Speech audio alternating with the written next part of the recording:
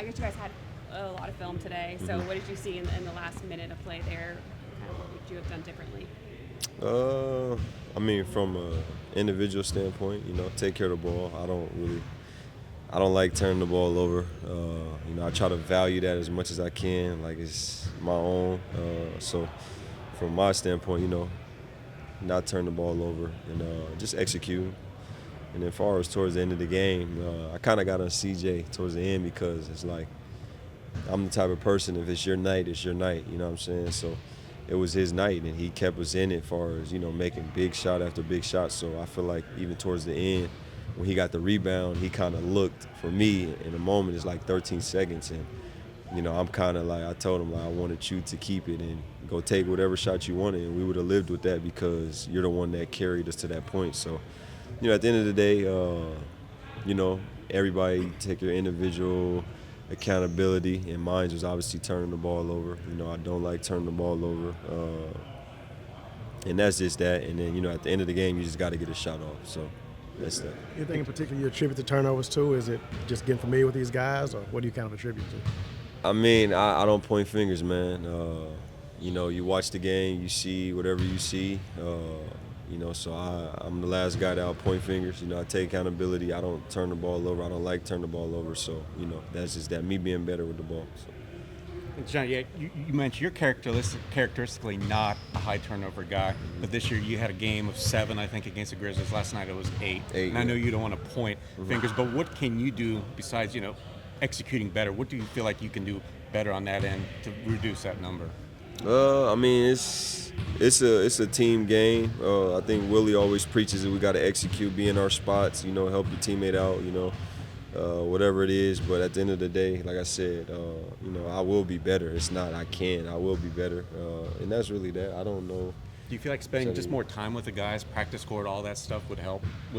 Chemistry's everything. But I feel like even with that, you, like I said, when you value the basketball, you value possessions. Then, you won't really turn the ball over that much. So it's like, it's not the end of the world. It is what it is. It happened. You learn from it. You move on, and you be better. Obviously, you would have liked to have gotten a shot at goal at the end of the game. But just, I guess, what's your general philosophy when it's that kind of situation, about 14, 15 seconds left? You do have a timeout. You're a point guard. You may see something going on. Like, I guess, what's the balance between finding, like, do I need to call the timeout and maybe we inbound it, but they get to set the defense, or, let's just keep running it the way we've been running it? I mean, like I said, for a coach, I think it's hard just in that moment because you get a big stop and then everybody's force is going that way. So, from the coach's standpoint, I think it's just so hard for them to call a timeout or just stay in the moment, like, okay, we're going to get something good. So I think that's the toughest.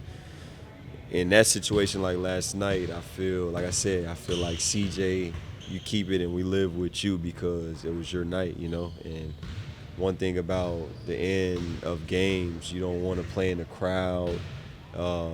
You notice if you watch a lot of basketball, guys don't really get to the basket, and because it put pressure on the refs too.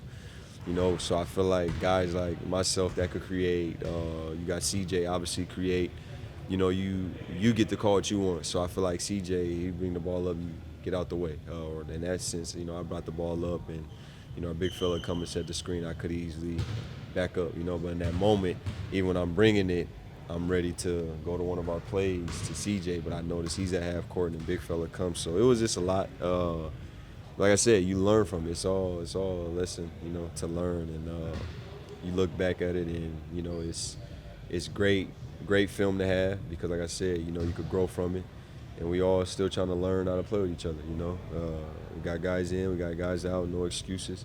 And you just try to build with what's here right now. Just kind of changing gears for a second, on the defensive side of things, the Kings do a really good job of, like, flipping the ball screen when they go to set it. And you being at the point of attack as often as you are, just what are the things that you got to keep in mind when they may be just changing that angle of the screen? And, how's the communication got to be with that? I mean, we practiced it already, watching a lot of film. Every team got different schemes of things. So you got teams that will send it to the screen. You got teams that would down. You don't really want to get forced down to play in that sideline because it's just so small. And it can end up being crowded. But, you kind of read the game. I feel like beginning of the game, you read teams, and if you get things that work, teams will adjust. They'll have to adjust. So, every team's different. I feel like you just continue to study, who you're playing and understand what they're trying to do on the offensive end and also, like you said, in the defensive end. And you just, go on the fly and try to do the opposite. Dejounte, I know there's no moral victories, but do you take anything away from the last 2 games where you guys, I think, were down by double digits with just a few minutes left, but you close the gap to make a 1-possession game where you put yourselves in a good chance to win? Winnable games for sure. But, me as an individual, like I said, I hate losing. I understand. I've been in the NBA. I know you can't win every game, but it's just tough, Losing is tough how it is, but, you look on the bright side. I think you point out the great things you're doing, from an individual standpoint to a collective unit as a team. And you just continue to get better, You see the great things you're doing and you keep pushing at those. And then the things that you're not doing good, whether it's the execution standpoint, rebounding standpoint, boxing out, turn the ball over, all those things you just learn from and try to continue to get better at it because, you look at the games and those are the little things that, stop you from, executing and winning the basketball game. Dejounte, Trey took 7 shots in the first quarter and then 6 the rest of the way. Is there anything that can be done to keep him more involved in the game or more, getting more shots? He just got to stay hungry, playing the game the right way. Don't fall into, because in the NBA, when guys are hot, coaches adjust. That's the NBA. So we could take things away and, force somebody else to do it or, don't give him looks. He's a shooter. Don't give him no great looks. Make everything contested. So he just got to continue to go through the motions, man, and enjoy his journey. Like, he has a long career ahead. It's not just about him. He plays in the NBA with a bunch of great players, so it's a team thing. You're going to have great nights. You're going to have nights where you wish you could have been better. And like I always tell him, this is a growth and development stage for you to continue to keep the same energy, positive energy, and he's going to be great. So, you get him the ball more. He's hot. You keep going, but, teams adjust, and, that's that.